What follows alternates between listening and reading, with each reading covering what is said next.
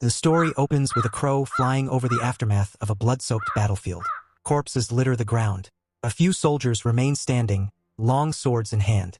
One of them raises his bloodied blade and calmly finishes off those playing dead. A precise stab straight through the brain. Our MC stands atop a tall building, pouring beer down below and tosses the empty flask into the fire raging below. He mutters about how predictable nobles are, how they lie when they need you, and toss you aside the moment you're no longer useful. Then he stops, turns, realizes he's been talking to someone, says he didn't quite catch what the other person said.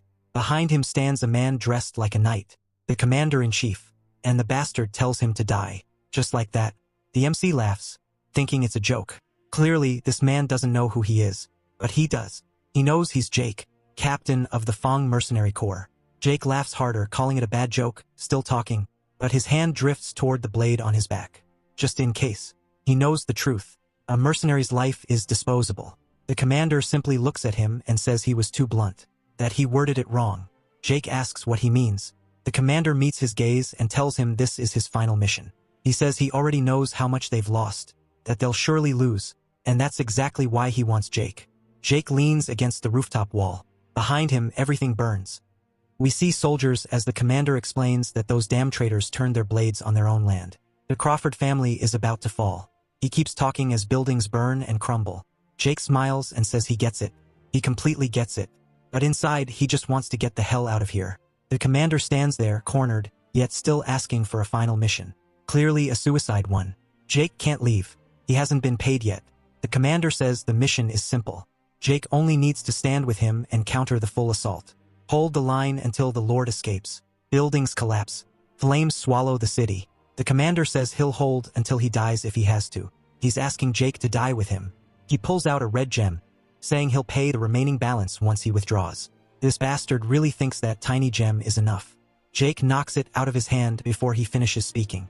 The commander asks what he's doing. The fuck? He really thought that was enough. Jake is pissed. This damn commander thinks he's a fool just because he's always smiling. We see Jake leading his crew, telling them the truth. They're being used as meat shields. Even if they fight, they won't last a second. They're being sent to die so a noble lord can live. Then we see soldiers tied to poles, used as training targets. Arrows, swords, that's the fate waiting for them. Back in the present, the commander tells Jake he's a mercenary, not a knight, that he can't die yet. The army would fall apart without him. Jake doesn't care. That's how this world works. He says those bastards hate the Fang Mercenary Corps more than anything. Then we see why. Flashback. Dead soldiers scattered in a forest. A knight commander on horseback, a few men behind him. One soldier coughs sitting under a tree. The commander signals, check him. A soldier approaches. As he kneels, the injured man reaches for a knife. No warning. A clean stab to the neck. Instant death. The others freeze. What the hell? Wasn't he one of them? Nope. It's Jake wearing their uniform.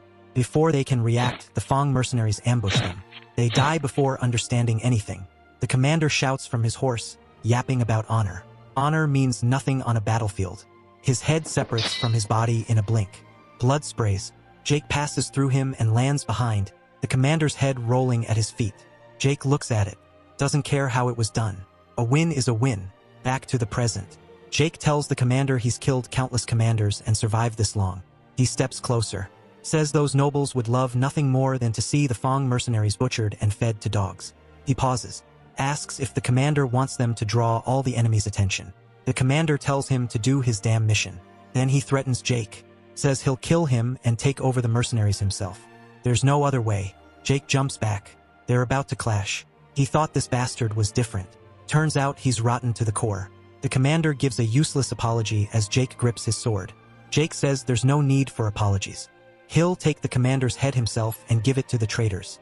He won't even feel a thing. The commander asks if Jake plans to beg for his life with that head. Then his expression changes. That's a murderer's aura. We see a man with a creepy smile. 2 boxes before him, happy to receive commanders' heads. Jake's plan is simple. Kill the commander, then offer his own head too. Spare his men. Damn, what a soft guy. The commander is shocked. Jake is really offering his own head. Who does that? We see Jake's head inside a box. Jake explains. His men followed him because they believed in him. So the responsibility is his, because he's their leader. White light surrounds him. Even the commander feels it. Jake is a real leader. He laughs.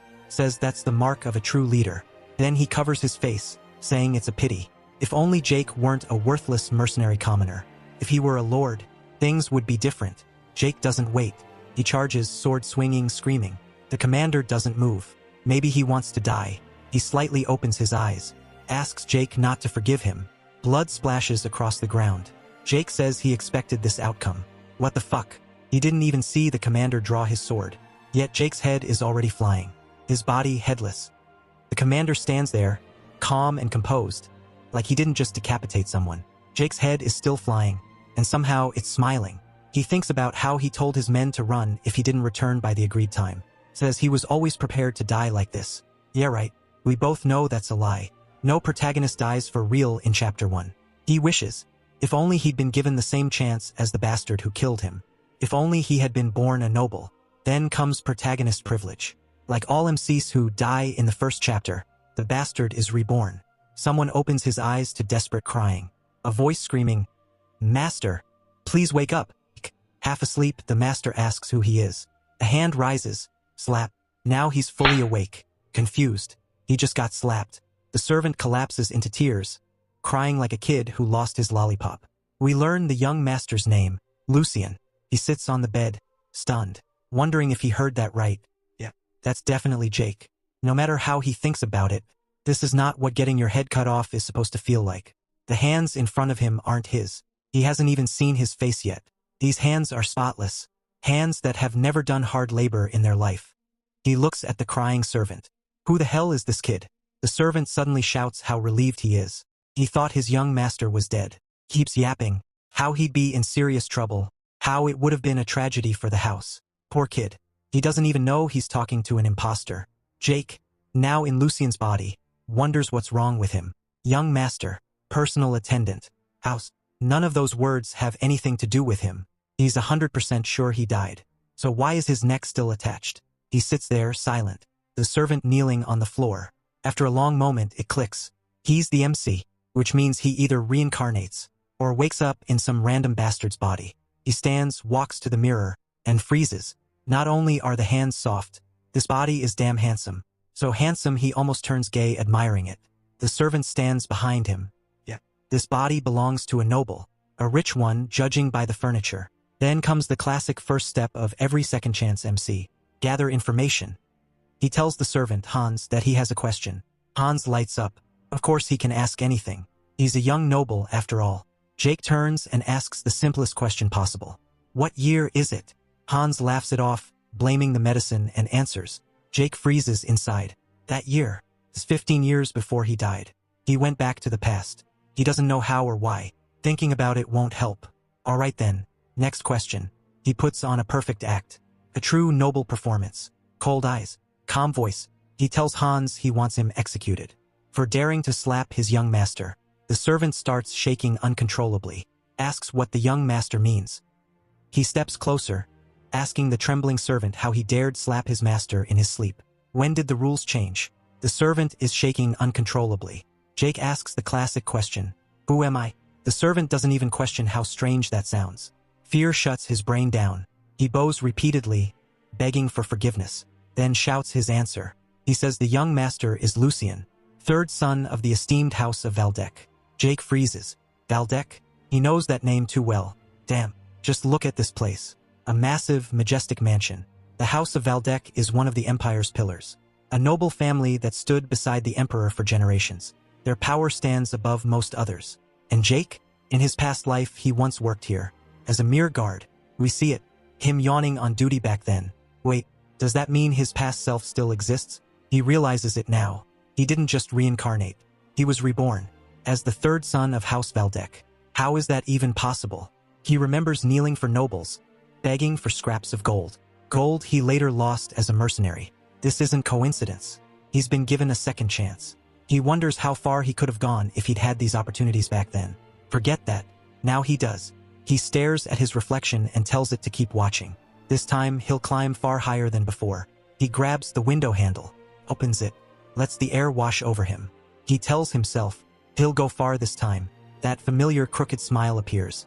That damn smile. He steps out of the room, the servant following behind. He thinks he needs to get used to this place quickly. but something feels off. The maids freeze when they see him, staring, shocked, like they've forgotten he exists. Everyone gives him that look, dark, distant, like he doesn't belong. He asks Hans why everyone's staring at him like that. Hans hesitates, then explains. Lucien locked himself in his room, avoided everyone, only saw him, for 1 year and 2 months. What the hell?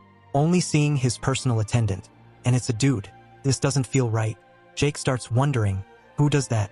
What did this Lucien lack? What broke him enough to shut himself away like that? He doesn't understand nobles. But this? Why would Lucien do something like this? He thinks about Lucien's father, the Archduke. No way a father would just stand by and watch his son rot alone in solitude. So what was it? Was Lucien so trash, so worthless, that his father didn't give a damn? Or was there a reason? Something forcing the Archduke to do nothing? Jake decides to avoid the Archduke for now, but someone shows up, says he came to confirm whether the young master truly left his room. It's the head butler, clearly relieved, happy to see the young master after a full year. He asks if Lucien is alright. Jake remembers him, Edwin, head butler of House Valdec, a man of the family, right hand of the Archduke. That's bad. This old man could notice if something feels off. Jake's from the streets, after all. But luck is on his side. Edwin hasn't seen Lucien in over a year.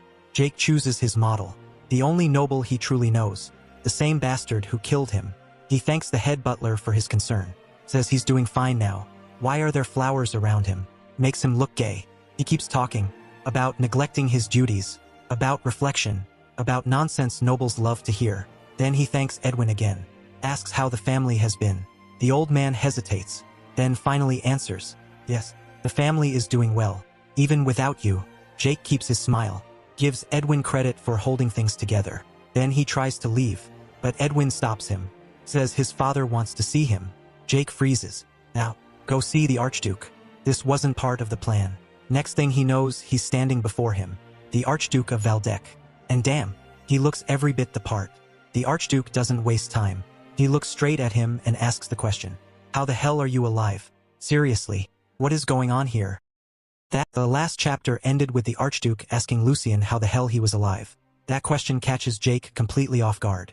Damn it, if only he had Lucien's memories, this would be easy.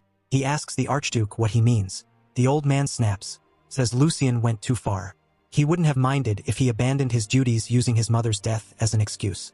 But this, locking himself away for a year wasn't enough. He played with his life. He tried to kill himself. The Archduke is furious. What the fuck? Jake knows none of this. Wait, now it makes sense. That crying servant. He tries to say it was a misunderstanding, but the Archduke cuts him off, tells him to let it all out. Isn't that what this was about from the start? Then it hits him. Lucien overdosed. Jake freezes. Now he understands. Back when he worked here as a guard, 15 years ago, Lucien died around this exact time. That's why he never knew him. The Archduke had 4 sons, each from a different mother. During his time as a guard, Jake saw the other 3 young lords, saw their mothers too, but never Lucien, never his mother, because she died early, and Lucien followed soon after. He didn't want his mother to enjoy heaven alone. Back then, Jake thought they were just frail, didn't think much of it. Now he knows the truth. Lucien was weak, too weak to handle his mother's death, too weak to protect his place in the family. So he turned to sleeping pills. For an entire year, his body couldn't take it, so he died. Like trash. Now Jake gets it. The Archduke wasn't being cruel. He was fed up. Still, Jake isn't here to worry about another man's feelings. The Archduke already said it. This is his last chance. One wrong move, and his noble future is over. He could be dumped into a temple, forever be a virgin priest, or sent north, to freeze and fight beasts just to survive. Forget that. He got his head cut off for the second chance. No way he's wasting it. He's Jake, not Lucien. That loser is gone. And now, Jake starts putting on a top-tier performance. He bows and apologizes for staining the honorable name of Valdec, for causing his father great worry. Those flowers around him really make him look gay. The head butler freezes, listening to Jake's apology. The Archduke tries to interrupt, but Jake keeps going. He says now is the time to rejoice. What's done can't be reversed. So he's done clinging to the past. From now on, he'll live earnestly for the future. Then he dares to ask for a word of encouragement. Not from the Archduke, but from his father. Man, he really doesn't stop talking. He keeps rambling about an erring child sincerely repenting, and a father willingly embracing him. says that isn't just heavenly law, it's what's right between father and son. The head butler can't believe what he's hearing. Is this really young Master Lucien? Because this isn't the Lucien he knows. He's different. Even the Archduke is left speechless. Jake finally shuts up. The Archduke speaks at last. This brat really dared to lecture him on filial duty. But he smiles slightly. He saw something he never thought he'd see from Lucien. Jake holds his chest and smiles, relieved. His killer performance worked. After all, he knew what the Archduke valued: boldness over cowardice. The Archduke assumes the near-death experience changed his son. He has no idea Lucien actually died. He asks Lucien what his plans are from now on. First, hit the gym. The body's been sleeping for over a year. Then, learn the sword, to repay the bastard who killed him. The Archduke thinks he's bluffing. Jake casually says he'll just eat and sleep, and everything will work itself out.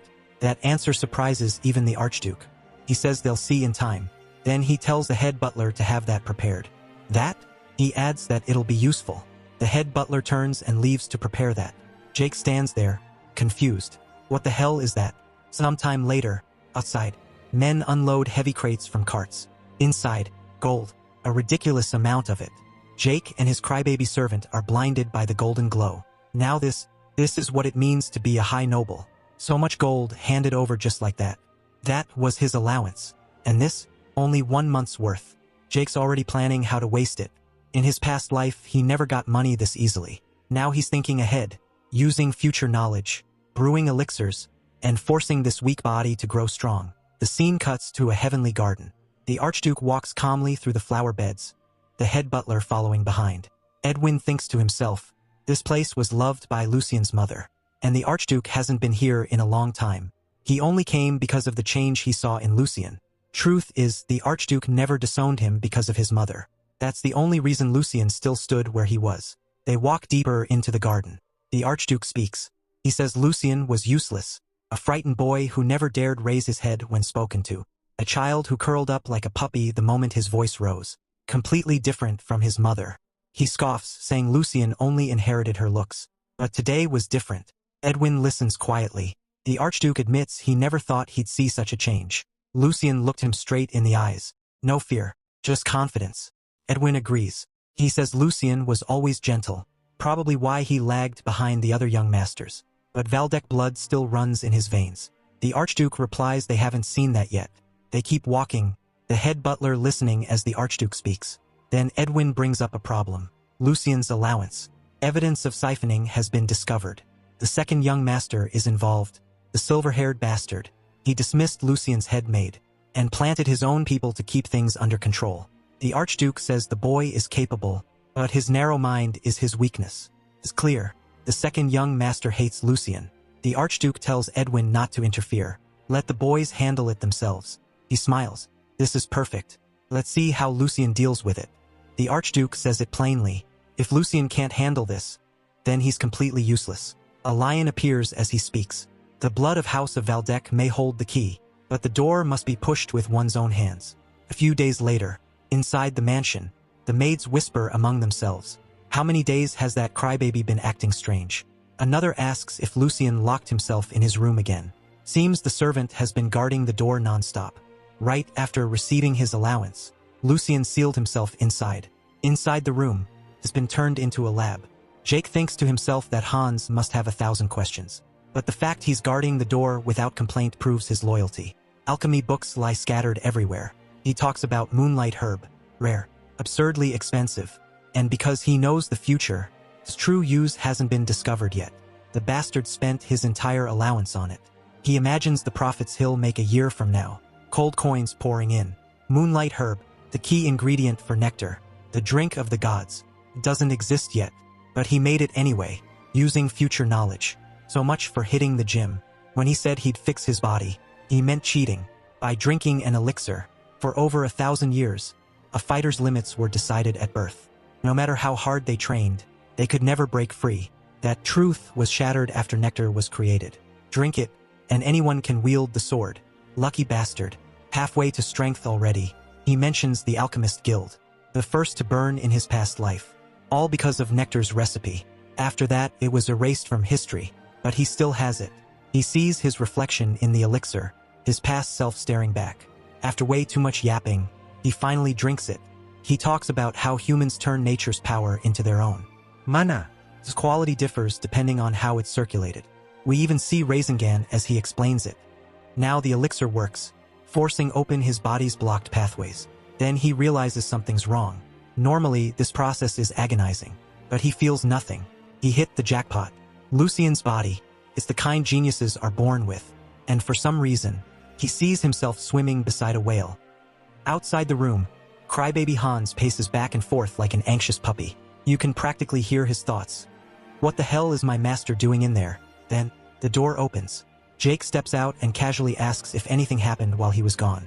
Crying mode activated. Hans instantly breaks down, tears spilling everywhere, mumbling about how worried he was, how he thought something terrible happened, how much he missed his master. He almost died from separation anxiety. But then, he freezes. Something's wrong. Lucien is standing there, smiling, towering over him. Hans wipes his eyes and starts circling him. Left. Right, back again. No way. His master looks way taller now. Jake thinks to himself, yeah, this brat noticed. He downplays it, saying he didn't change much. But bro, why is the author zooming in on his ribs under the shirt? What was the reason? Forget the ribs. We cut inside, straight to the heart. It's the inside that matters. Jake starts analyzing the body. This body's potential is insane. He imagines himself standing before a massive king chess piece. This isn't just talent. This is the kind of body that belongs to someone who can change the world. If he plays this right, he'll surpass his past mercenary self in no time. He thanks Hans. Then, here comes the yapping. He starts lecturing about punishment and reward being equal, like he is hosting a philosophy class. And then, what? He tells Hans to sell everything. Clothes, belongings, probably even his old underwears. All of it, to buy more moonlight herbs. He strikes some dramatic, heroic pose and tells Hans they'll soar through the skies together. Hans looks at him like, I serve a lunatic. Still, Hans is lucky. Jake is nothing like those trash nobles. 1 week later, Jake and Hans are walking through the forest. Jake is daydreaming about noble life like he just discovered paradise. Food always on time. Room cleaned daily. Laundry washed for him. Bro is living on easy mode. Hans, meanwhile, has no idea what the hell is wrong with his master. Then Jake suddenly realizes he never checked if his past self exists in this timeline. Back then, he was a guard of the Valdec family. So he checks the post and finds a completely different guy. Good. Seeing his past self would have been disappointing anyway. That guy was a loser. Hans suddenly asks if he's really sure about going there. Jake's confused. When did he say he didn't want to? Oh, that wasn't him. That was Lucien. Hans explains that after Lucien was bullied by the second young master, he ran away crying, swearing he'd never return to the training grounds again. Jake imagines it. Violence. Fear beaten into the poor kid. No wonder Lucien quit the sword. Weak but understandable. Still, what kind of bastard bullies their own younger brother like that? Jake smirks, tells Hans not to worry. Just follow your almighty young master. Inside the training grounds, some extras are whispering. They don't believe Lucien actually came back. Then we see him, mustache bastard, twisting his mustache, scheming. There's no way Lucien forgot what happened last time. He's already thinking about how to deal with Lucien, all to impress his master. Jake arrives and freezes. This place is insane. Top-tier facilities. Everything a swordsman could ever want. He thinks back to his mercenary days. If something like this existed back then, maybe some of the younger ones would have survived. The mustache bastard steps forward. To his surprise, Lucien is really here. He straight up says he never believed he'd see him again. Talks to Lucien like he's some nobody, not a young master. He brings up what happened a year ago, mocks him for being scared, points out he even brought his crybaby servant along. Hans is sweating bullets, ready to bolt. This clown talks trash first, and only after that greets him properly. He laughs about how Lucien was shaking back then, how the second young master enjoyed every second. Too bad for him. The one standing here now is not that Lucien. Jake smiles. Then, his expression turns cold. This bastard dares to talk to him like that? He starts explaining what knights are. The so-called embodiment of honor and loyalty. Usually born into noble families. Trained from childhood in strict martial arts, discipline, and etiquette. And only granted the title of knight by their lord. Sounds impressive. Jake doesn't care. To him, knights are nothing more than well-trained hunting dogs. A man should be loyal to the one who grants him wealth and honor, and show proper respect to those of noble blood. Yet this bastard standing before him dares to act with such rotten arrogance. Jake doesn't fully blame him though. After all, Lucien used to be a nobody. And more importantly, this attitude comes straight from his master, the second young master. If Jake had his way, this mustached bastard would already be serving as a training dummy. But he can't. The Archduke wouldn't approve. Knights represent the family's military strength. Any punishment toward them has to be calculated. He'll deal with this clown later. Jake raises his voice. Forget the past. I'm here for real this time, to learn the sword. A year has already passed. He doesn't have time to waste. The mustache bastard stares at him like he just heard a joke. Lucien? Learning the sword? That's impossible. Apparently, Lucien is too old. Hold on. This kid is 16. The bastard smugly explains that anyone over 15 can never learn the sword. Starts lecturing about sword forms, body enhancement, stuff Jake already knows better than him. He talks about mana paths closing at 16. Says sword training without enlightenment is pointless. Then he says it outright. Give up the sword. Find something else to do. No respect. The other knights stand around, listening in silence. Then the bastard adds one last insult. A garden boy's life would suit him better. Damn. Lucien really was a nobody for them to talk to him like this. The mustache bastard feels proud of himself. Certain the kid will run away crying like last time. Too bad. That's not happening. Jake calmly corrects him. The mana path doesn't close at 16. It closes at 25. He even considers playing dumb for a second, then realizes he's being mocked by a retainer. He addresses him properly. Lord Hendrik, what you said doesn't sound right. Mana paths close around 25, which means he can still learn the sword. Hendrik brushes it off, tells him to forget it. Jake asks if his brother knows this too. Hendrik answers instantly, of course he does, thinking that name alone will shut Lucien up. Wrong move. Jake grabs Hans by the head and asks if he thinks so too. Hans has no choice but to nod. The poor kid is still shaking. Then Jake snaps. How the hell do they all not know something so basic? He shouts so loud the entire training hall hears him. How many talented people have they robbed of their future because of this flawed knowledge? How many swords were never raised? He doesn't stop. Calls his brother an empty-headed baboon. Straight up. Lord Hendrik is sweating bullets. What the hell is wrong with this kid?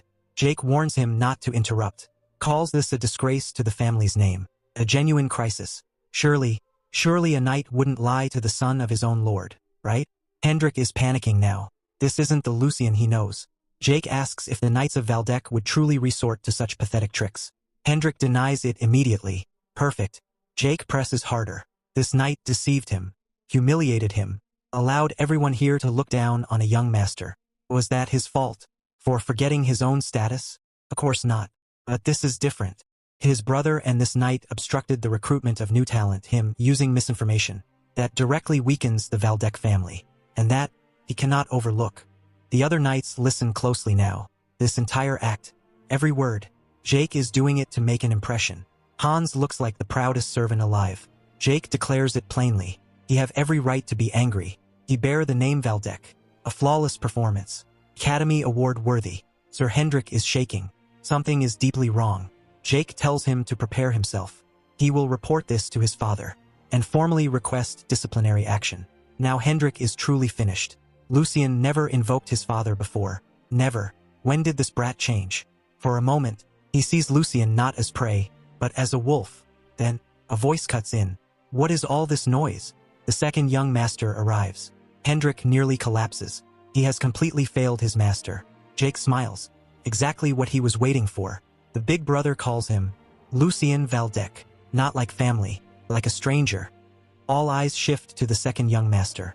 Sir Hendrik rushes toward him, tripping over his own words as he tries to explain. But he's cut off instantly. Enough. Jordi Valdec leans close to Hendrik's ear and speaks softly. He saw everything. What a disappointment to be swayed by a child half his age. He tells Hendrik to calm himself, unless he wants to embarrass his master even further. Then Jordi turns and walks toward Jake and Hans. Hans is already breaking down, tugging at Jake, begging him to leave. But Jake? He's enjoying this. That expression on Jordi's face. Jake knows it well. He's seen it before back when he was a guard. That vicious, perfectly controlled temperament. The ideal noble. The kind Jake despises most. Those who discard people the moment they stop being useful. Jake greets him calmly. Brother Jordi Valdec. Why do they always use full names like strangers? Jordi's face twists in irritation. Lucien clearly doesn't belong here. He calls him a fool. Jake asks what exactly does he mean by that? Jordy says he saw everything, the argument with Sir Hendrik. How dare he bring dishonor upon House Valdec? Jake asks what dishonor is he talking about. Jordy continues, perhaps Hendrik made a mistake. After all, he taught theory long ago. But invoking his name, that cannot go unpunished. Sir Hendrik is finished. But Jordy has no intention of disciplining him. Why would he? Hendrik has sacrificed too much for the Valdec family. Unlike Lucien, the weakling who couldn't handle sword training, the coward who ran away like a dog. And this loser thinks he has the right to condemn a knight? Jordy is tearing into him, right in front of everyone. He lectures Lucien about respect.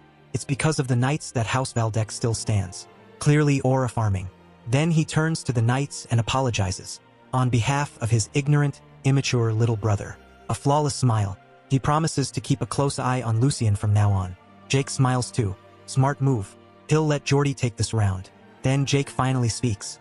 Since this was just a misunderstanding between him and Sir Hendrik, it would have been appropriate for Jordy to punish him for insulting him, but instead, his brother taught him a very important lesson. Jake pauses. Oh, and he did call his brother a hollow skull. Hans nearly faints behind him. Jake keeps going, casually throwing indirect insults straight at his brother. His brother's smile cracks. This brat. The knights are watching closely now. This isn't about training anymore. It's a brother versus brother confrontation. Jake makes sure everyone sees it clearly.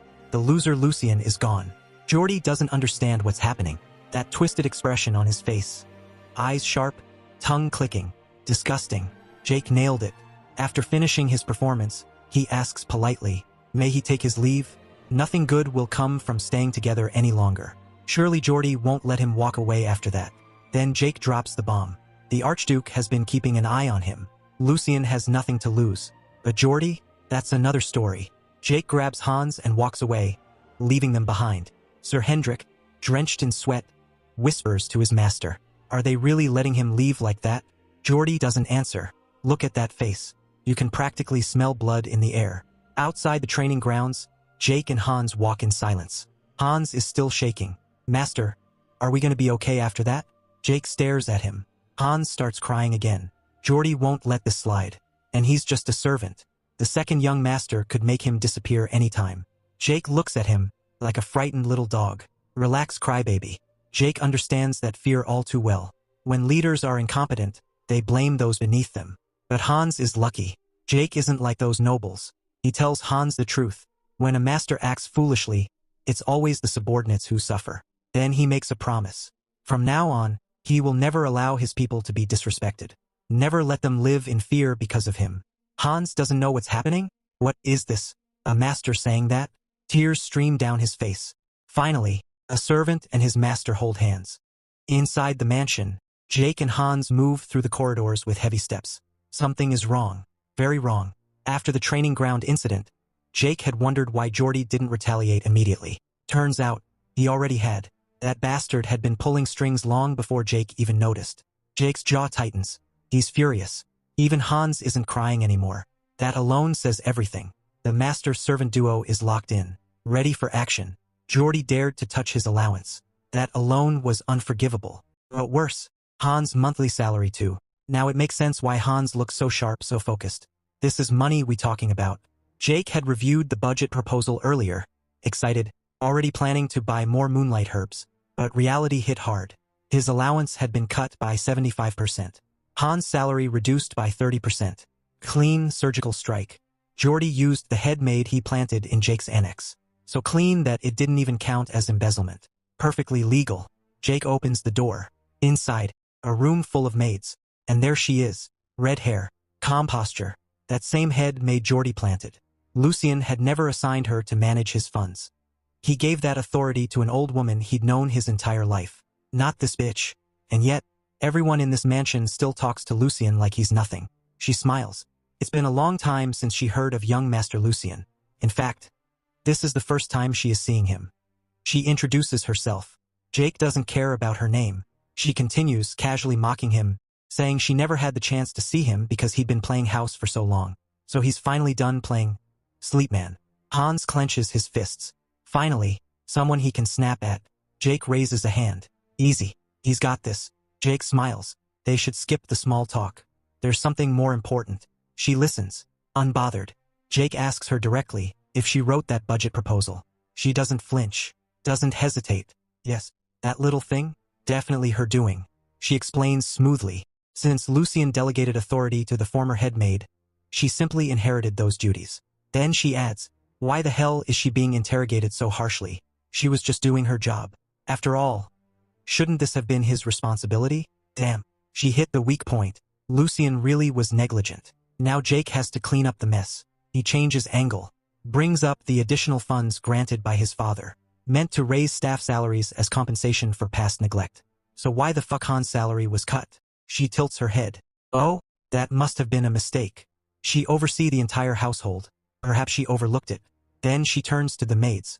As they all know, mistakes happen. Right? The room freezes. The maids are terrified. Sweating. One by one, they nod. They back her story. Jake exhales slowly. He lost this round.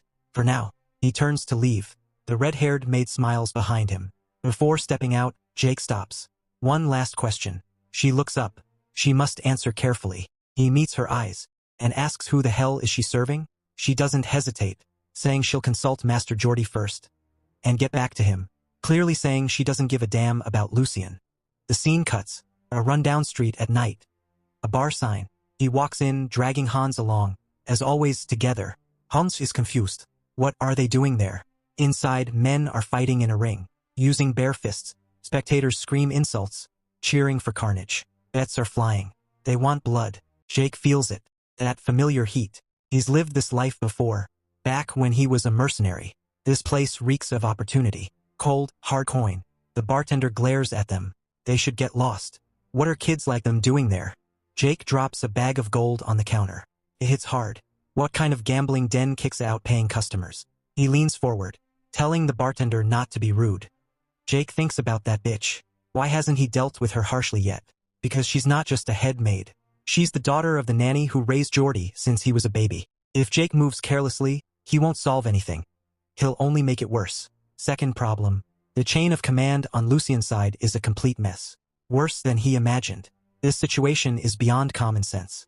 Jake thinks all this while standing there, Hans and another servant beside him. This needs a decisive solution. And he's sure of one thing. The Archduke knows. This is probably intentional. A test. That damn old man is watching to see how Lucien handles it.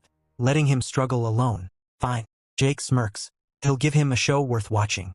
He leans back in his chair and starts gambling, cards in hand, shuffling like a professional. While making money, he's also proving his worth. He flashes the ace of hearts, smooth as a stage magician. Side characters freeze. Round after round, he keeps winning. Who the hell is this bastard? Hans stands behind him like a bodyguard.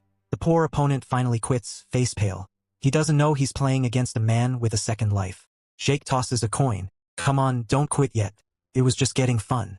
Heartless. He was about to drain the man dry. Hans is stunned. This is the first time he's ever seen his young master play cards. When did he get this good? Jake becomes the king of the table. Coins piled high, casually calling out. Next, he provokes them. Says he heard they were good. But turns out it was all rumors. He knows what he's doing. After winning this much, someone important is bound to show up. And right on cue, a man appears, buttoning his shirt, like he just finished enjoying himself. He smiles. The man looks at Jake. Turns out he knows Lucien.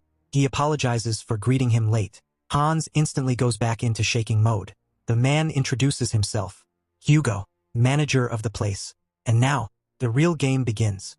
He snaps his fingers. Immediately, the workers move.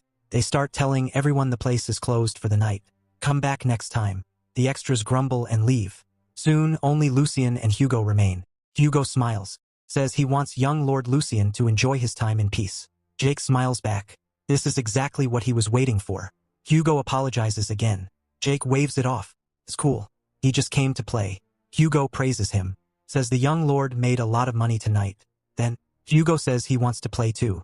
Jake's smile widens. Perfect. Hugo confirms it, saying he knows a few tricks himself. Something worthy of a young lord. Hans is shaking like he's about to collapse. He whispers that they should leave now. Shut up, Hans. Jake has plans far beyond your comprehension. Hans says he has a bad feeling. That look on Hugo's face is terrifying. He's about to shit himself. Jake only smiles. Not yet.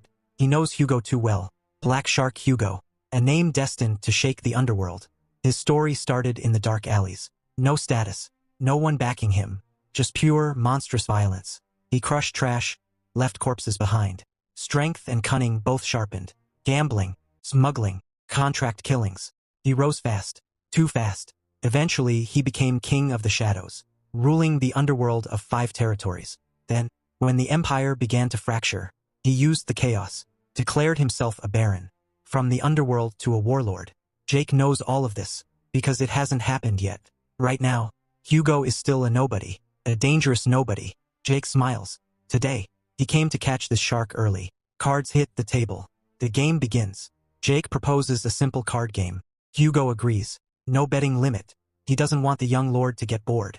Poor Hugo. He thinks he's about to harvest a noble brat. Jake loves it. This bastard understands him perfectly. Hans has no idea what's happening. Hugo smiles, confident. Inside he's laughing. A kid relying on his family name. Easy prey. He'll drain him dry. Money first, then pride. Cold luck fell straight into his lap. Jake mentions his head. Hugo asks what's wrong. Nothing. Jake just wants to ask a question first. Says it's their first meeting, but he's taken a liking to Hugo. He can tell Hugo's a leader just by watching his men. Says this place isn't legal. Running it isn't easy. But Jake doesn't care about that. If Hugo had crossed the real line, he'd already be erased. Hugo says he knows his place. Jake laughs. Says House Valdek isn't a bunch of uptight formal people. Then he gets serious. Tells Hugo to answer honestly.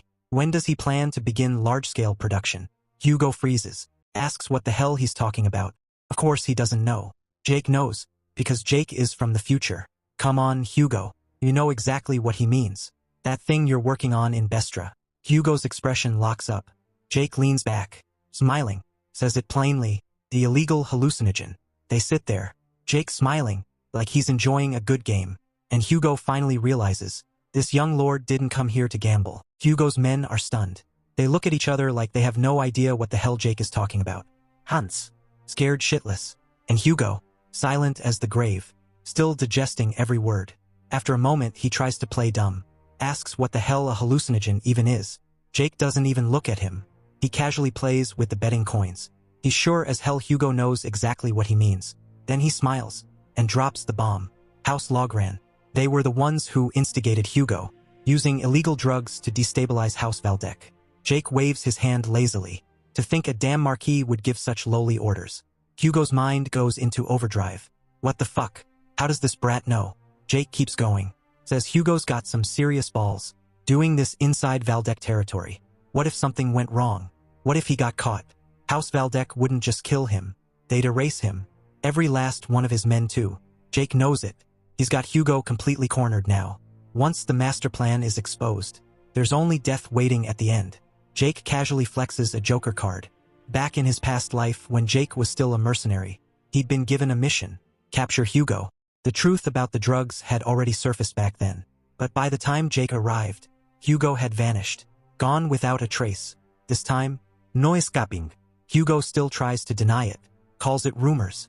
Jake doesn't let him finish. Hugo snaps. Yells that maybe some jealous bastard is spreading fucked up lies.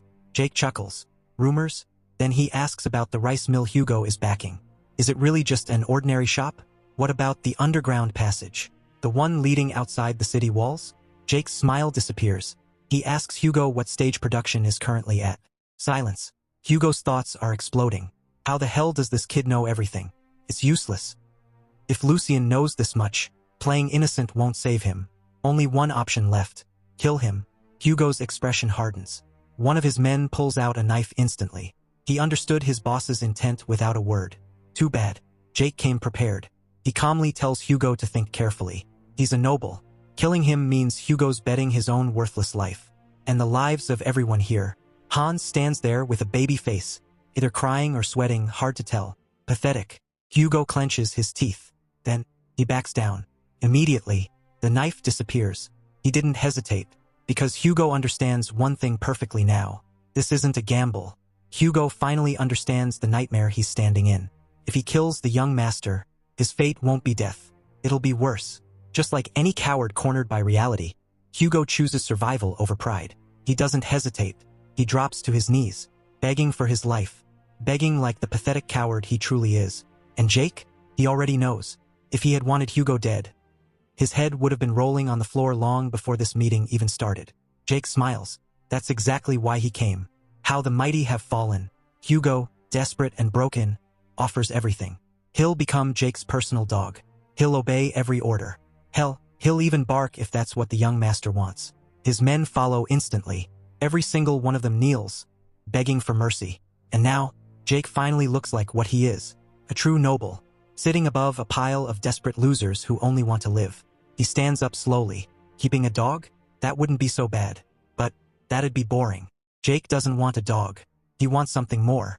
And besides, Hugo doesn't look like a man who'd be satisfied barking forever. Then Jake drops it. He asks Hugo to become his knight. Yeah. A knight. Hugo freezes. What the hell did he just hear? Wouldn't he like to be a knight? That was his dream once. A stupid dream. Reality crushed it early.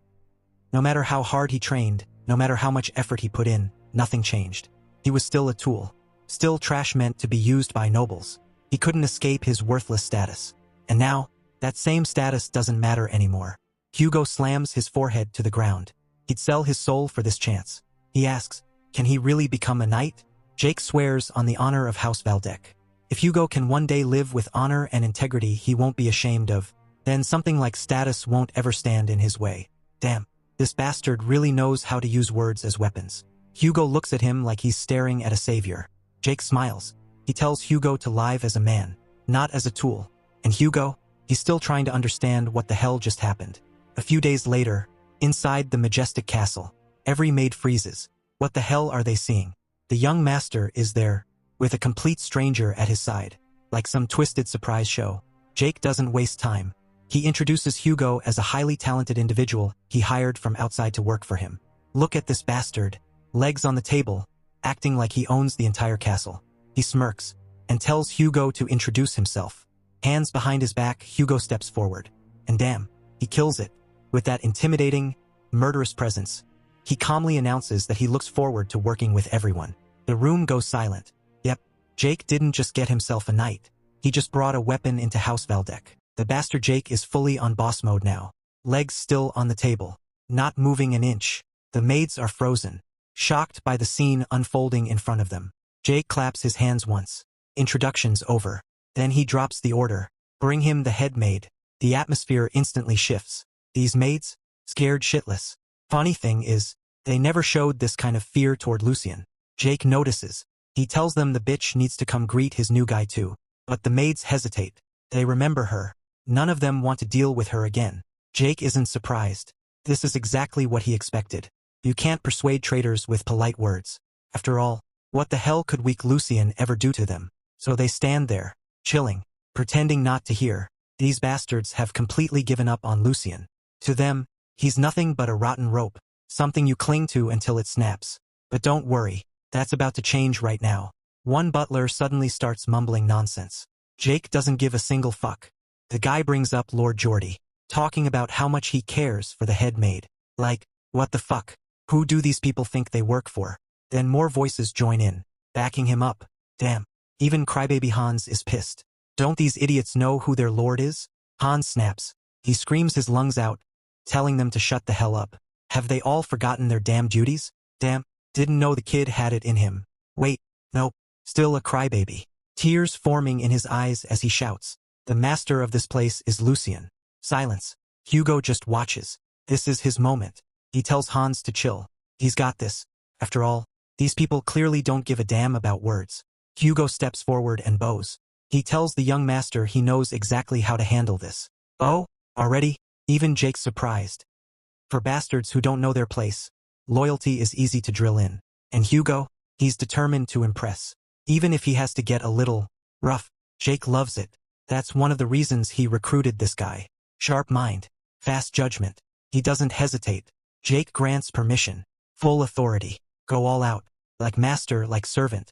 The two exchange matching, twisted smiles. Iconic. The butler starts sweating bullets. Something's wrong. Very wrong. Everyone watches as Hugo walks straight toward him, step by step. And then, Hugo stops right in front of him, towering over the poor bastard, looking down like a predator. The butler tells himself not to shit his pants. With a shaking voice, he tells Hugo to calm down, tells him to choose the right side. Wrong move. Hugo stares at him coldly as the bastard keeps rambling, talking about how cruel Lord Geordie is. Yeah. This idiot has no idea what's about to happen. That did it. Hugo is pissed. This bastard really dared to mention another lord in front of the mighty young Master Lucien. Hugo steps closer. Any last words, boy? Because let's be real. There's no way this idiot survives what's about to happen. The butler is confused. Like, huh? What the hell can this guy even do to him? But his body says otherwise. Scared as fuck. And then, no warning. No hesitation. Clean, brutal punch straight to the face. Damn. Yeah, he deserved it. Sure, he's just a weak-ass butler. But honestly, who cares if he survives or not? And wow, perfect example right here. Everyone freezes. What the hell just happened? Nothing too crazy. The butler is just flying, like he fell off a damn building. Hugo stands there, unsatisfied. Clearly one punch wasn't enough. Ouch. The poor bastard crashes to the floor, questioning his entire existence. Lucky he didn't lose his teeth, or he'd be living on soup for the rest of his life. Wait, ooh, what the fuck? Yeah, those are teeth. Holy shit. The maids and butlers lose it. They start pointing fingers at Hugo. Like, seriously? Do they want to be next? This man was literally given permission to play with them. Hugo straightens up. That look in his eyes, like he's smelling blood. A faint red killing intent leaks out. Of course he can do whatever he wants. This is his specialty. Taking care of crazy, insolent bastards like these. And he's enjoying it. That killer smile says everything. It doesn't even take a minute. Nobody wants to live on soup after losing their teeth. Two guys rush in, dragging the bitch head maid along. Not giving a single fuck about what she's saying. Who the hell do these bastards think they are? Dragging her like that? Did they lose their minds? Nah, that's exactly what I like. Another butler tells her to shut it and move. Still clueless. She keeps yapping. Still thinks she has power. Still thinks she's untouchable. But then, she sees it, and freezes. What the hell? She's not dreaming. Everyone is kneeling. All of them, before the young master, shaking, scared shitless. Now that's the respect we've been waiting for. Look at these idiots tremble. Even the tough ones are silent. And Lucien? Bro is standing there like a king. Killer Riz. Finally, she's here. Jake waves at her casually. Like, hey girl, what took you so long? He just asked those gentlemen to bring her lazy ass over. Jenny. Yeah. The bitch. She's confused. What kind of drama is this? Then she snaps, yelling at Jake, asking if he really thinks he can get away with this. Girl, who the hell do you think you are? That man right there? That's literally your master. And of course, she brings up that damn name again. Lord Geordie, saying the second young master won't let this slide. Jake smiles. Yeah. That needs fixing. It's about time he shows them. He can be cruel too. This is just the beginning. Woo. Bro reaches for the whip. Someone's about to be disciplined. And damn, I can't wait to see how he flogs a grown old woman. She can scream. She can threaten. She can cry. It won't help. Because today is the day she gets what she deserves. And honestly, this still isn't enough. She deserves to die. She'll be the perfect warning. Jake walks toward her slowly, calm, measured, like an African father about to discipline a spoiled, undisciplined daughter. And look at her face. She really thinks this won't happen, right? Nah, Jake has other plans. Today, he proves to the Archduke that he's not trash anymore. And she's just a stepping stone. So what are they waiting for? Hold her down. They don't hesitate. She's forced to her knees. And now she finally understands. This mad bastard is actually going to flog her. For real. Forget whatever nonsense she's screaming. She's getting beaten.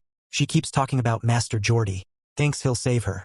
After all, her mother raised Geordie. She's like a sister to him. And what the fuck does that have to do with the beating she's about to receive? Geordie this. Geordie that. Blah blah blah. Doesn't she see? Jake doesn't give a damn. And just in case she forgot, he reminds her. He's a successor too. Just like Geordie. Enough talking. Straight to business. I don't even want to see her ugly face crying for mercy. Hold her down. And damn bro, whip her ass. Show everyone you uphold gender equality. Blood sprays. But hey, hold up a sec. Something's happening elsewhere in the mansion. A so-called superhero is sprinting through the halls, running late to save his bitch-ass spy head maid. Geordie doesn't believe what he heard. Impossible. No way. Lucien said he'd kill Jenny.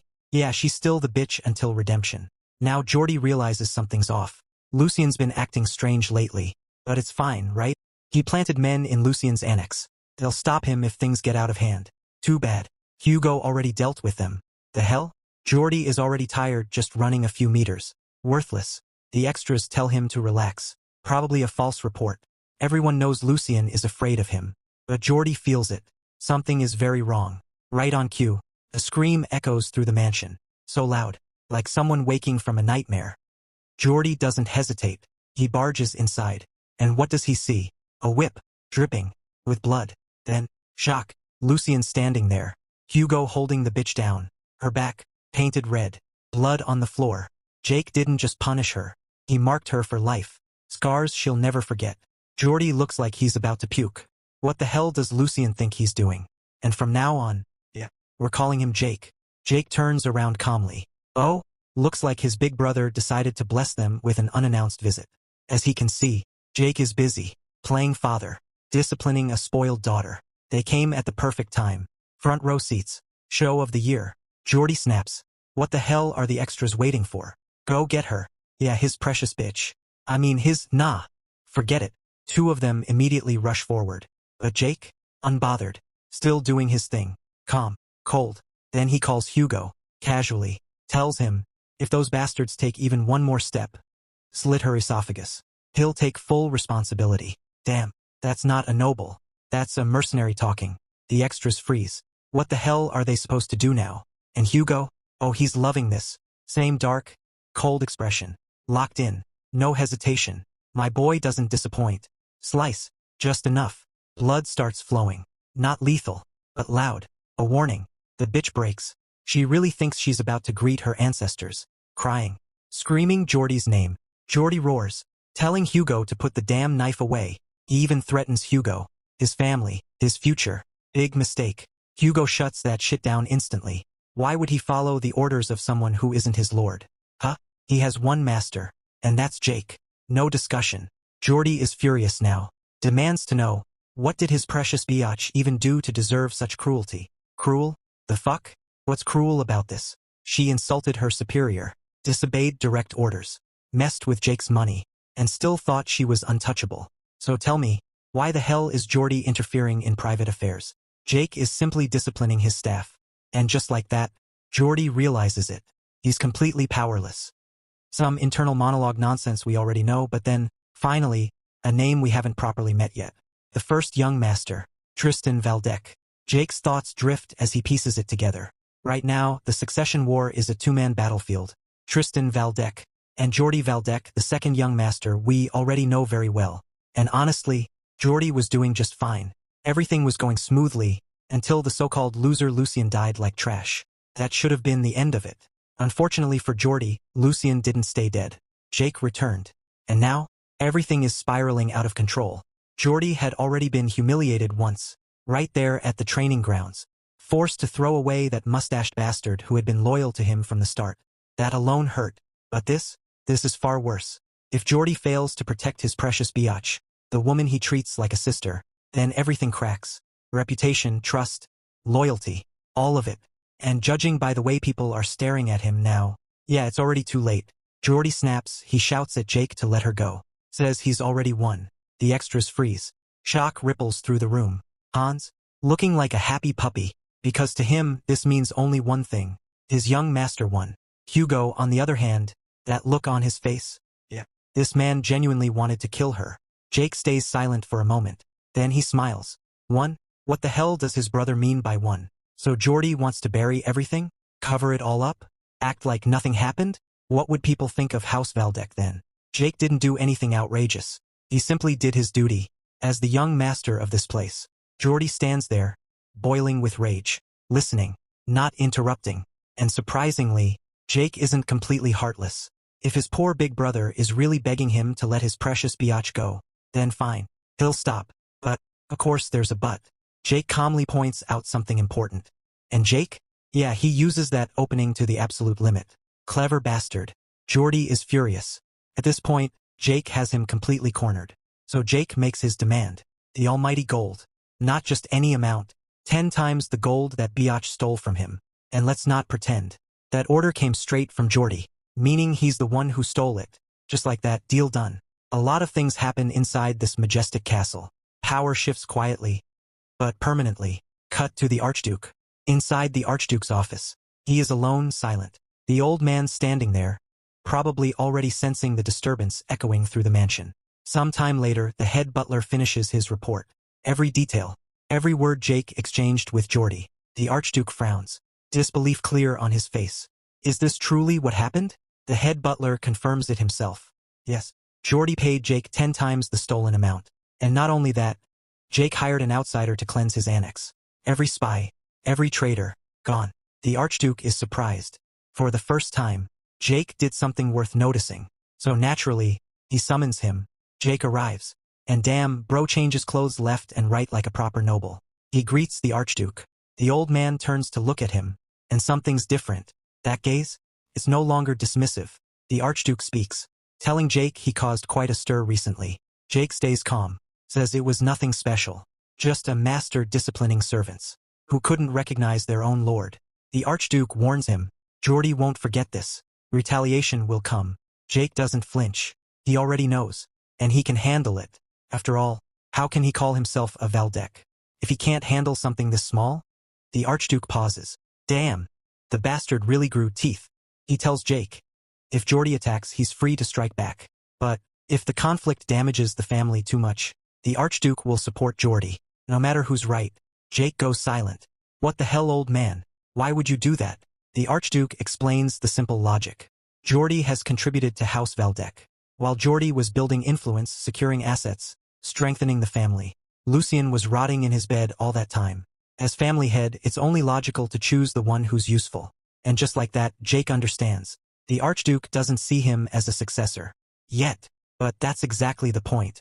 The old man wants Jake to surpass Geordie, to prove his worth, to rise and dominate. And Jake?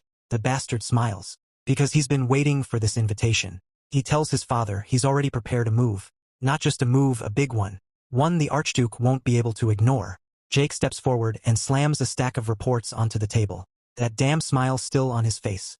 The Archduke scans the reports. One page, then another. And by the looks of it, he doesn't like what he's reading. He raises his head slowly. Is this report truly accurate, boy? He better not be lying just to gain merit. Jake doesn't flinch. Tells him to calm his nerves. It's nothing but the truth, old man. The report details it clearly. Illegal drugs circulating inside Valdec territories. And the ones behind it? House Logran.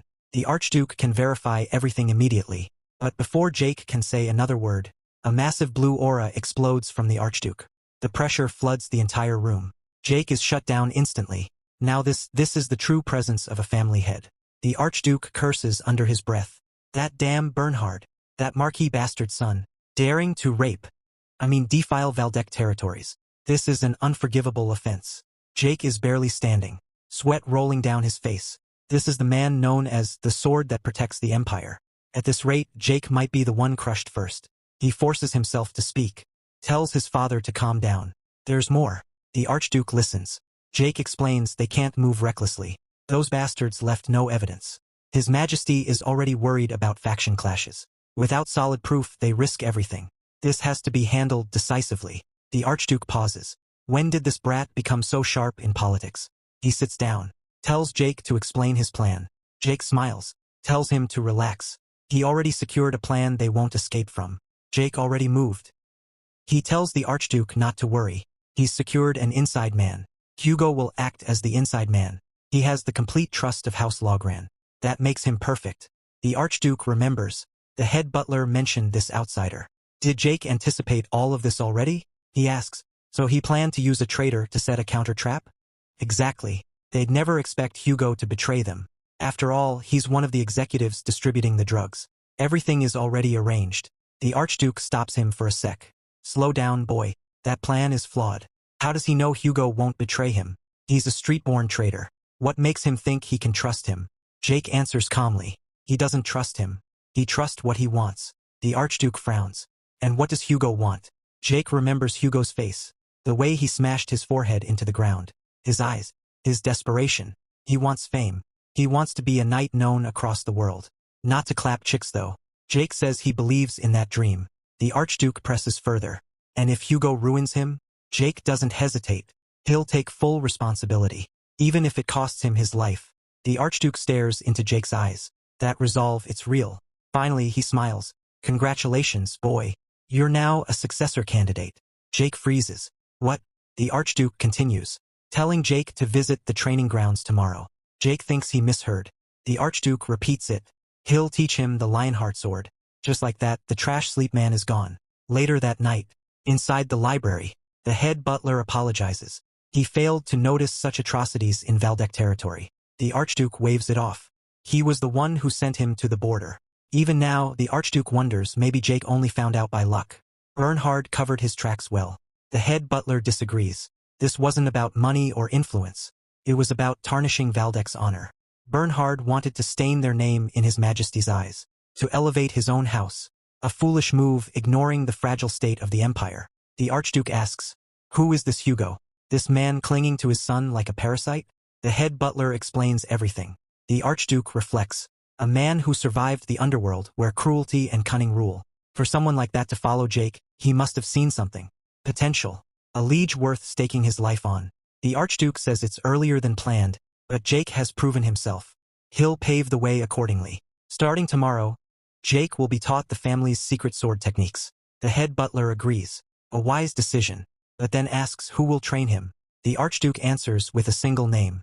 Sir Eisen. The head butler stiffens. That name, cut to deep within a forest. An old man sits in seclusion, eyes closed, body unmoving, bathed in light. Who is this Sir Eisen? And what kind of hellish training awaits Jake next? Hit that subscribe button to not miss the next parts. Suddenly, Hans' voice explodes through the hallway. Bro is shouting so loud the entire mansion can hear him. He can't believe it. His young master is officially a successor candidate. Hans is acting like a little kid, clinging onto Jake like he just won a festival prize. Meanwhile, Hugo stands there like a real man, calm and solid. He casually lifts Hans up like a small child, tells him to chill. After all, they're talking about their master. He reminds Hans, it won't look good if the right-hand man of a future family head is shaking over small things. That just makes Hans puff his cheeks out even more. Full baby face activated. The two start messing around like father and son. Jake just stands there, watching, smiling. Then he tells Hans, don't tell anyone about the announcement yet. Jake starts thinking, Hans may be timid, but one day he'll become the most reliable rear guard imaginable. And Hugo? No need to overthink him. All Jake has to do is carve a path to knighthood. Hugo will become a knight serving him. Jake tells them from now on things are going to change. He won't be able to handle everything alone anymore. He needs them beside him. Hugo's expression doesn't change. He won't disappoint. Hans? Still questionable. But we'll see. Cut to training grounds. Jake is already there, waiting. Boy showed up early. Couldn't even waste time. In his past life, he scoured the entire continent for one thing. The essence of ancestral martial arts. Sword forms. Techniques said to elevate the very realm of the blade. And above normal sword forms, there existed something greater. Advanced sword forms. After suffering like a stray dog, he finally obtained something. Not advanced forms. Not even intermediate forms that only knight captains could learn. No, he found a degraded version. One used by apprentice knights. Even learning that, as a mere mercenary, was nothing short of heavenly luck. But it wasn't enough. There were still those stronger than him. He failed to protect his squad. And ever since, he craved more power. But now he stands here to learn something else entirely. The secret sword of House Valdec. An ancient form that surpasses even advanced sword forms. The Lionheart sword. For the first time, he might finally learn something real, since he has time before his teacher arrives. Jake closes his eyes, begins circulation, and then, a shadow appears. Someone is watching him. The man assumes the boy is simply meditating. But something feels off. He knew Lucien. And this is not the Lucien he remembers. The weak sleep boy is gone. The Archduke told him the boy had changed, but he needed to see it with his own eyes. And now he has, standing there, hidden in the shadows, is none other than Sword Saint Eisen Breitner. And in his aged eyes, there's interest, because he can't wait to see what Jake is truly capable of. The legendary Sir Eisen, the Sword Saint of the Valdec family. A man who awakened by reaching the absolute limit of circulation. A title reserved only for those who stand at the pinnacle of all sword forms. To swordsmen, he's basically a god. And now, he's standing right in front of Jake. Jake is internally screaming. The legendary Sword Saint, his instructor, he wasn't mentally prepared for this. I'll be teaching you. Sir Eisen introduces himself calmly. Jake's brain is melting. The Sword Saint himself. Teaching him? He finally snaps out of it and shows proper respect. But Aizen plays it down, says he's too old to deserve that grand title anymore. Yeah right, humble flex, old man. Enough pleasantries. The Sword Saint gives a simple order. Run around the training grounds. No explanation, no time limit, no reason. And Jake? He doesn't hesitate, doesn't question or complain. He just prepares to move. That alone makes Aizen pause. He stops Jake for a moment. You have no questions? Not even how long? Jake's answer? If he ordered it, it must be necessary. Asking questions wastes time. A student follows the master. Boom. That response hits different. Aizen watches him closely. This kid, he's different. Not like the other spoiled young masters. There's no arrogance, no hesitation, only pure longing for the sword. Now Aizen understands what the Archduke meant when he said the boy had changed. He tells him to begin, but Jake is already gone, before the sentence even finishes, like he's chasing a hot beauty with big Nyash. Let's be clear, Jake isn't blindly obedient. He already figured it out. This run isn't about stamina. It's a test of mindset, discipline, and potential. Jake knows this trick. In his previous life as a mercenary, he used the exact same method to evaluate rookies. Their reaction told him everything. Now, he's the one being evaluated, and he plans to show his mindset, resolve, and his tenacity. He's ready to run until he collapses. But something is wrong. 1 hour later, he's still running. No fatigue, no heavy breathing, no sweat. In fact, he feels lighter the more he runs. Like he could do this all day. Jake is confused. All he did recently was drink that cheat nectar, and before that, he was basically bedridden half his life. This makes zero sense. Aizen is staring in disbelief. The boy slept half his lazy-ass life, has no physical training history, shows no strain, has perfectly calm breathing. Even veteran knights who trained mana for years struggle to maintain this state. Then, in an instant, Aizen appears in front of Jake, leaving a faint blue aura behind. He orders him to stop. Jake, still confused. Did something happen? But Aizen isn't listening. He asks, this morning, was he circulating? Jake casually replies, yes, to clear his thoughts. And now, the old man is sweating. Aizen tells him not to move. A faint blue aura flows from the old man's hand into Jake's body. He checks his internal circulation, and then, his expression changes. He suspected something, but this confirms it. Jake has already reached the end of circulation, the same realm Aizen himself reached. But that's not the terrifying part. Jake isn't just at the end. He's beyond it. He's stepping into territory even the Sword Saint has never seen. This isn't talent. This isn't genius. This is the beginning of an entirely new path. After examining Jake, Sir Aizen asks him, dead serious, when did he reach the end of circulation? Jake is confused. Reached? He didn't even know that was a stage. Aizen explains what he just witnessed inside Jake's body. His mana was like snow covering a snowy field. No turbulence, no imbalance, no blockage. Then he compares Jake's mana flow to a perfect water wheel, rotating smoothly, maximizing output with minimal waste. This isn't just talent. This is structural perfection. Aizen explains, only a handful of people ever reach this state, and those who do, they dedicate their entire lives to it. Jake just smiles slightly. He expected something unusual after drinking that nectar, but even he didn't think it would be this absurd. Now he decides to come clean. Jake tells him, he started circulating only a month ago. His mana paths were already fully open. He felt no pain, no blockages, no resistance. Aizen is left speechless. Took him decades to clear his channels. This kid did it in his sleep. Aizen suddenly says, give up your position as successor of House Valdek. Jake freezes. Did something go wrong with his body? Can't he wield a sword? Is he defective? No, it's the opposite. Aizen explains, Jake's body is a perfect vessel, a golden tree of mana flow. Not only can he maximize efficiency between mana and body, he can potentially go beyond the known limits. If Jake dedicates himself solely to the sword, becoming the next Sword Saint would be easy. A cakewalk. Jake understands quickly. He want him to let go of succession because he can't focus on both? Aizen nods, but adds another truth. He is old. Even with circulation supporting him, time is limited. If he wants to pass everything down properly, even the schedule would be tight. For someone fully devoted to the sword, Jake knows something Aizen doesn't. In 8 years, the old man will kick the bucket. In his previous life, Jake yearned for this. To reach the pinnacle of the sword. To cut beyond the sky. And now, it's within reach. But Jake knows the future. The coming turbulent era cannot be survived by martial strength alone. Those who endured the chaos were those with legitimacy, political standing, authority, inheritance, power beyond the blade. So he bows slightly and refuses. He will remain a Valdek to the end. Aizen sighs. He apologizes instead. He admits he was greedy. He just wanted to leave something behind in this world, to pass down his legacy, to carve his existence into history. And Jake? The absolute menace. He doesn't let that sit. He asks, what if there were another talented individual? Is that Hugo, or someone else? And that's when the scene cuts.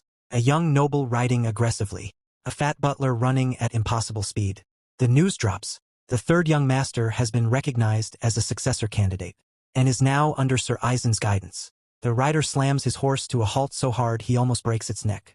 This is Joshua Valdek, House Valdek's fourth son. And he is not happy. Why, this is a nightmare for him. Joshua was already struggling. 2 older brothers ahead of him, trying to build support, scrambling for neutral factions. Now, the once useless third son suddenly awakens, and becomes a viable candidate. That means, neutral factions now have a new option. His political foundation just cracked. He rages. Why now? Couldn't he just stay locked in his room? He even panics. What if the little talent pool he gathered starts wavering? And the worst part? Jake is only a few months older than him. Wait up. How? I forgot they don't share the same mother. Since Jake started learning the sword, he'll need a sparring partner soon. Joshua smirks.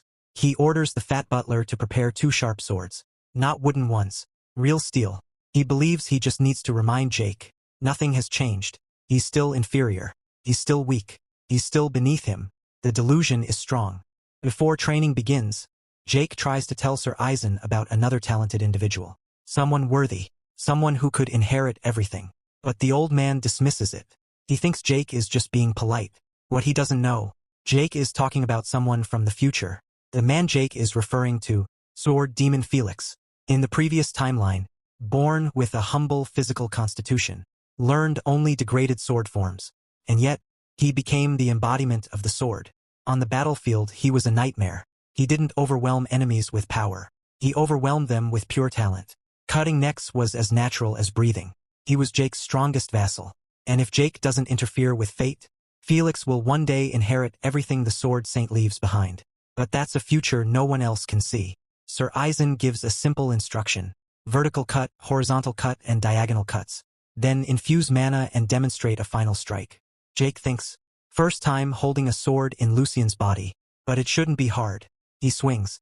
Vertical cut, horizontal cut, diagonal cuts. Then he channels mana.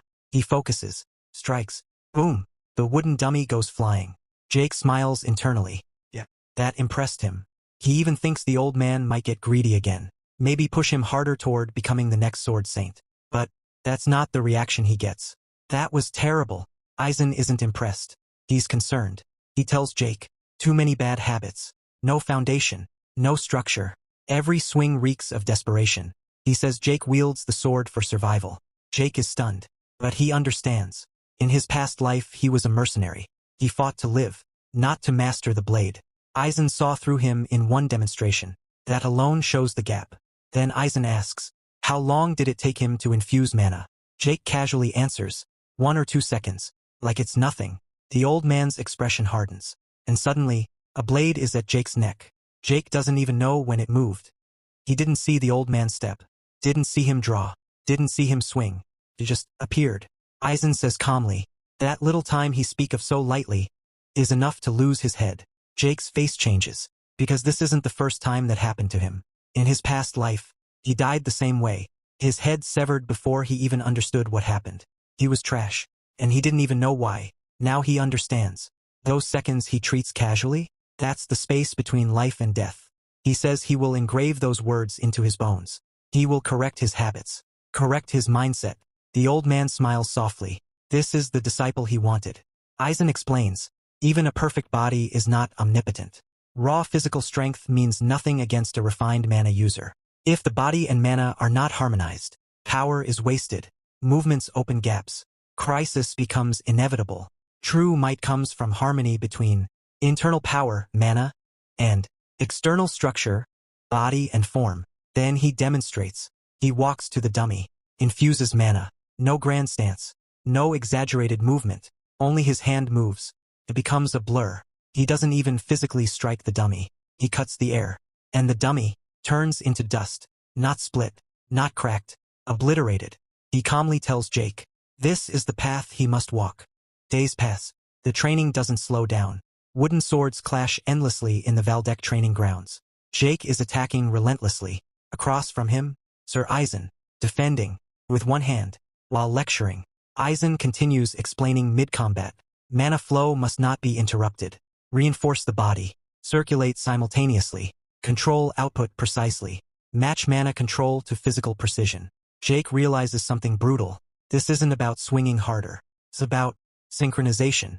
Body and mana must move as one organism. Right now, Jake is forcing it. And Aizen sees it clearly. Jake is pushed back. He takes a stance. Aizen smiles. He knows what's coming. This time, he infuses his sword with mana. Green light coats the blade. He tells Jake, apply everything you've learned. Defend. Then he adds, I will introduce a slightly more advanced step. Jake braces. Next instant, Aizen is already in front of him. No build-up. No telegraphing. Just presence. He lectures even as he moves.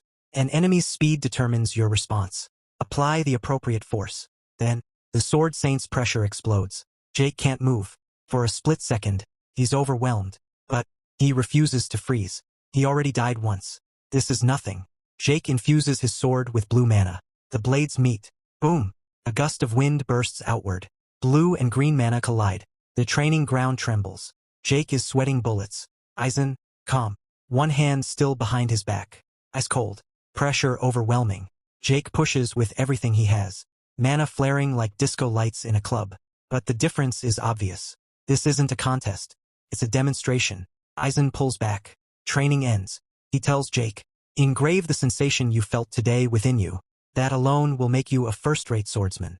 He says it with pride. Jake collapses on the ground. Energy bar, empty, but satisfied.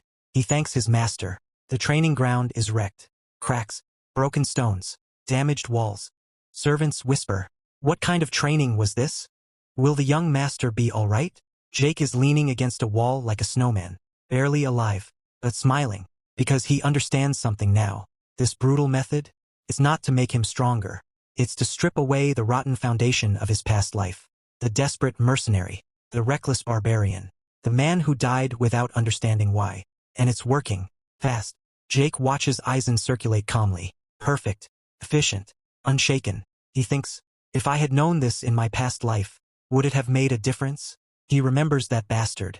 The man who told him to die. The one who cut his head off in an instant. He attacked recklessly back then. Thought brute force would win. If he had learned this harmony, maybe he could have exchanged blows. Maybe he wouldn't have died like trash. Jake isn't satisfied. He wants to test his sword. He wonders, is there a perfect opponent nearby? Right on cue, someone walks in. Joshua Valdec, the fourth young master, followed by his sweating, exhausted butler. Joshua greets Aizen.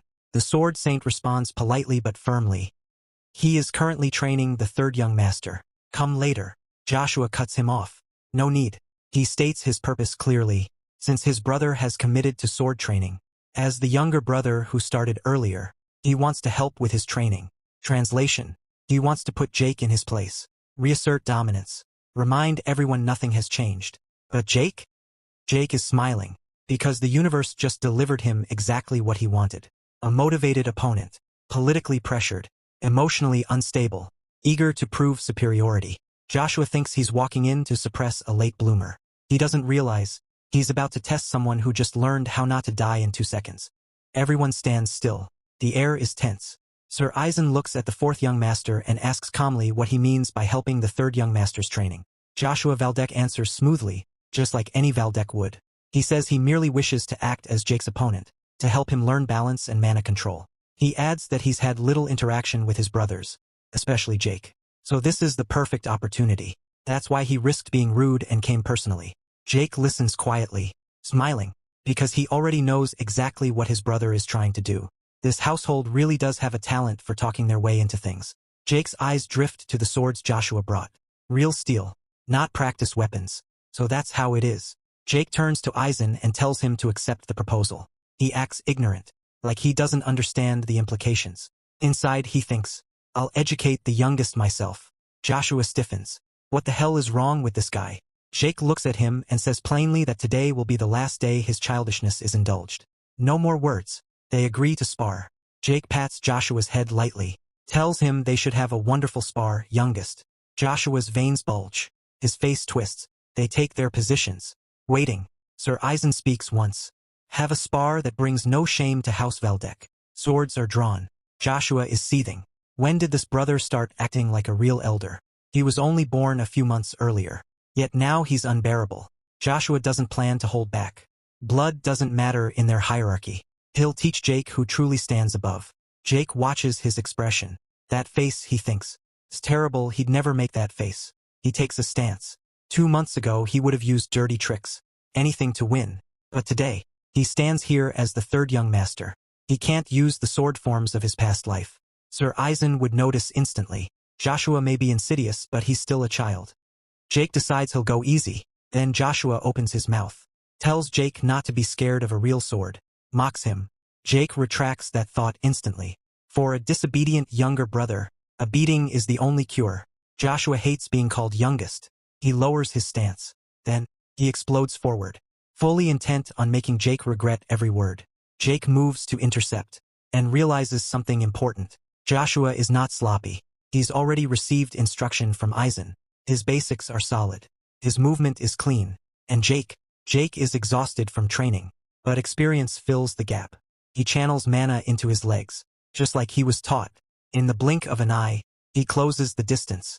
No, he surpasses it. Jake is suddenly above Joshua, taking control in the split second Joshua wasted. Sir Eisen's eyes widen. The fat butler freezes. This is not what anyone expected. Joshua's pupils shrink. Sweat pours down his face. Jake is smiling, like a demon enjoying himself. He attacks, and shouts, voice sharp and commanding. Youngest. Rumors spread through the Valdek estate. The news spreads through the estate like wildfire. Maids whisper in hallways. Butlers exchange stories in corridors. Everyone is talking about one thing: Lucien Valdek defeated Joshua Valdek. And not just defeated. Some versions say Joshua cried after the spar. The maid ladies even joke about it. But this rumor didn't spread naturally. 2 people worked very hard to make sure it did. Hugo, Hans. They told every worker how the fight went. And of course, they added some extra flavor to the story. Meanwhile, the real mastermind?